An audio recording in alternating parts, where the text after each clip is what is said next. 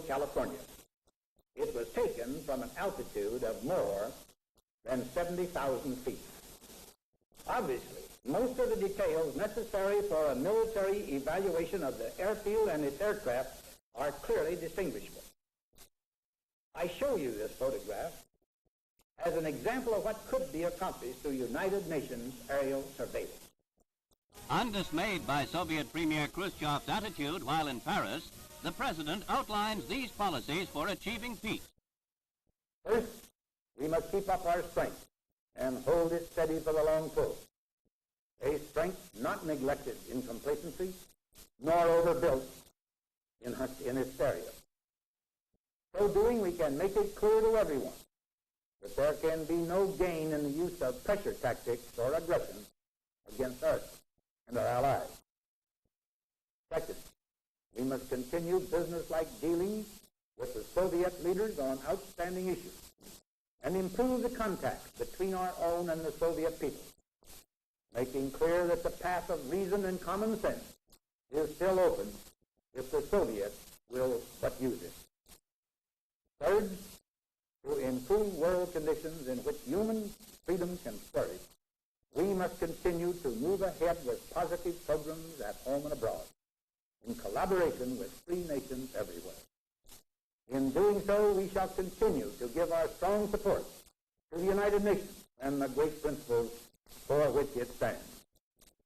And at the United Nations, where the Soviets sought to have the Security Council condemn the United States as an aggressor for sending spy planes over Russia, there is overwhelming defeat for the Russians. Additionally, displayed for the Council by U.S. Ambassador Lodge is a gift from the Russians to the U.S. Embassy in Moscow. Obviously designed to let them eavesdrop on embassy conversations, it is offered, as Gromyko watches, as proof of Soviet espionage. A hand-carved wooden eagle with listening device inside. Here is the clandestine listening device. You can see the antenna and the aerial, and it was right under the beak of the eagle. I might add that it's really quite an interesting device. Hometown might give a favorite son who has done a good job. But more than anything else, it is a tribute. A gratitude felt in every corner of the Allied world, no less than in Abilene, towards the man who stewarded the crusade to its victory. It was a crusade with many battles and many triumphs, but it found its symbol in one day above all others. D-Day, June the 6th, 1944. The invasion of Fortress Europe was one of the greatest military adventures of all time. Upon the outcome of this bold adventure hung the fate of war and freedom.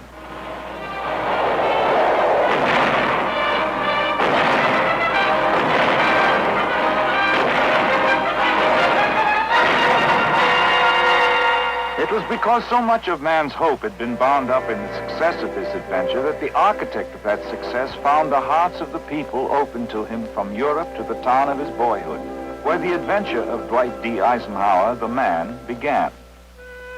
Abilene, Kansas, today, a busy and proud town of almost 7,000 people living in the heart of the western wheatland, is typical of the kind of town that comes to mind with the phrase, grassroots America. The mark of the past is on it, but it does not live in the past. Its streets and its buildings bear testimony to a living and growing America.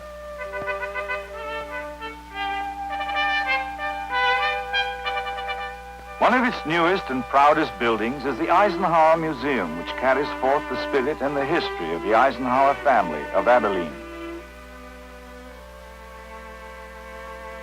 It is visited daily by citizens from all parts of the country, ranging from dignitary to schoolboy.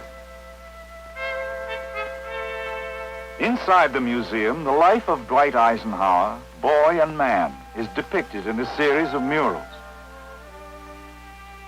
From infancy, that life had the flavor of grassroots America about it. Eisenhower was born in 1890 in Denison, Texas, of parents whose families had migrated to Pennsylvania from Europe and thence to the American Midwest.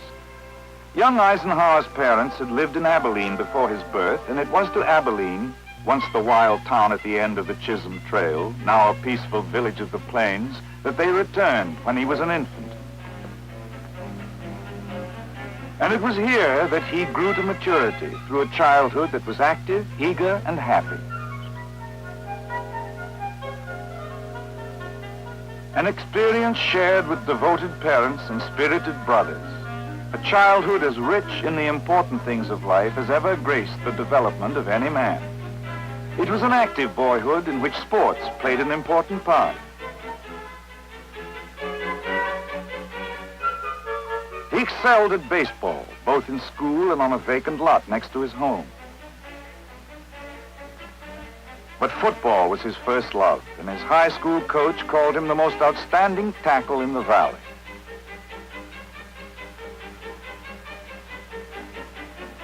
The active life was important, but the greatest single staple of the Eisenhower family life was religious observance.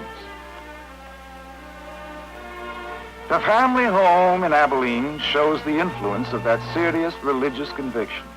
The Bible was the guide of family life, and its chronicler as well.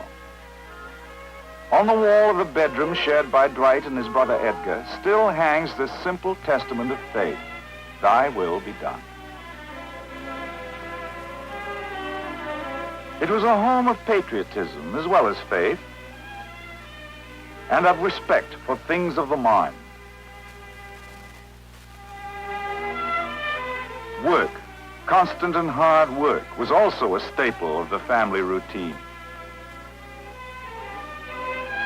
The creamery where young Eisenhower worked during his spare time while he was in school is still one of Abilene's light industries.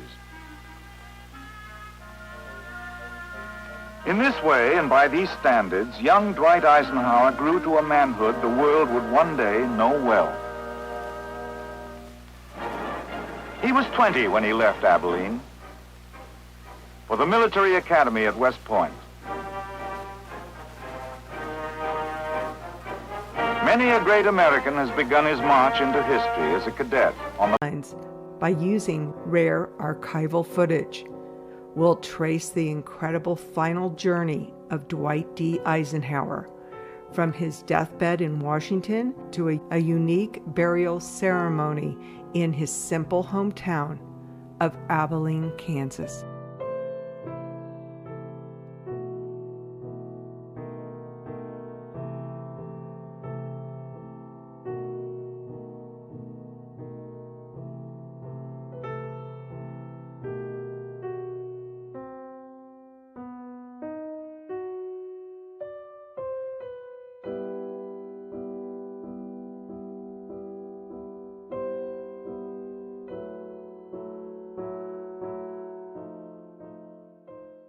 When Dwight D. Eisenhower left the White House in 1961, he was already a medical marvel. Despite the immense stress of commanding World War II and running the country, he had battled serious health issues for years. His heart was a major concern, suffering from what doctors called coronary artery disease. The most famous incident occurred in September 1955, when he suffered a major heart attack while vacationing in Denver, Colorado. This event shocked the nation, but Eisenhower's recovery and return to the office demonstrated his remarkable resilience. It set a new, often stressful, precedent for public transparency regarding presidential health. It's a powerful story, and if you want the full details, we have a comprehensive video on our channel covering that Denver event, including a personal tour of the refurbished hospital room where he recovered. Go check it out later. Interesting side note. First Lady Mamie Eisenhower grew up in Denver, Colorado. The Eisenhowers were often visiting Mamie's parents' home. That home she grew up in is still there and is a historical landmark. Let's stop for a moment to check out this amazing archival find of an Eisenhower 1952 I Like Ike televised campaign ad. Ike for president, Ike for president, Ike for president, Ike for president. You like Ike, I like Ike. Everybody likes Ike for president. Hang out the banner, beat the drum. We'll take Ike to Washington. We don't want John or Dean or Harry. Let's do that big job right. Just get in step with the guy that's hep. Get in step with Ike. You like Ike, I like Ike. Everybody likes Ike for president. Hang out the banner, beat the drum. We'll take Ike to Washington. We got to get where we are going. Travel day and night for president. Let Adelaide go the other way. We all go with Ike. You like Ike, I like Ike. Everybody likes Ike for president. Hang out the banner, beat the drum. We'll take Ike to Washington. We'll take Ike to Washington. Now is the time for all good Americans to come to the aid of their country. Ike for president, Ike for president, Ike for president, Ike for president. In the years following his presidency, Eisenhower's health continued its steady, slow decline. By late 1968, he was admitted to the Walter Reed Army Medical Center in Washington, D.C., where he remained until the end. This was fitting, as Eisenhower's entire adult life had been spent in military service. He was no longer the sitting president, having passed the torch to John F. Kennedy years earlier, but he remained the general. His wife, Mamie Eisenhower, and his family maintained a constant vigil. Of the early morning hours of March 28, 1969, the general gave his final order. With his family around him, his very last words, according to his son John, were simply quiet and profoundly moving. "I've always loved my wife. I want to go." He passed away at 12:50 p.m.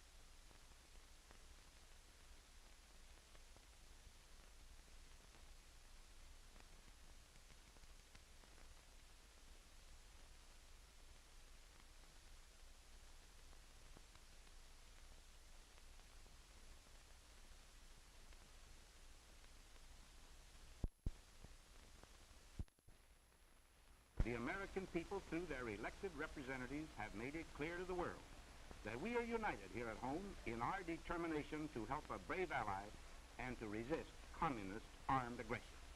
By so asserting this belief, we are taking a step to preserve the peace in the Formosa area.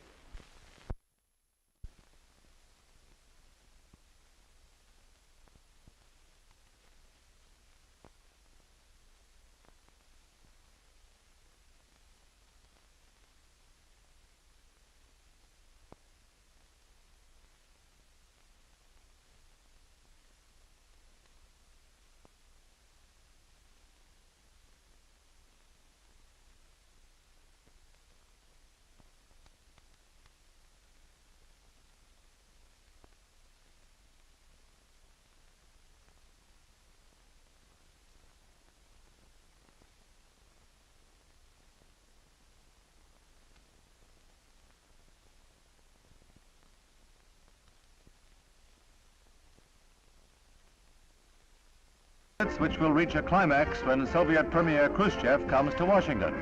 Eisenhower's official mission is to exchange views with European Allied leaders in preparation for that September meeting. Secretary Herter hears the President's words of praise and hope for the German people. Ladies and gentlemen, I am deeply grateful to you, Mr. Chancellor, for your words of welcome, and indeed for the warm welcome that your fellow citizens here at this airport have accorded to me and to my party. In my country, the name Eisenhower has come to symbolize the determination of the German people to remain strong and free. And the American people stand by your side in ensuring that the loyal free people of free Berlin will, like yourselves, continue always to enjoy that great privilege. Reassuring words that the West German people have been waiting hungrily to hear.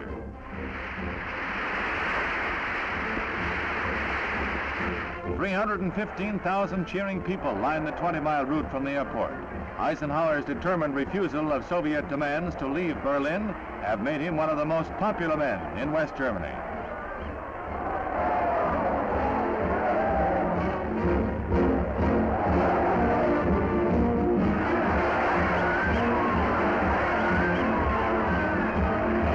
Personal triumph for the President as he begins what may turn out to be the most significant chapter of an epic career.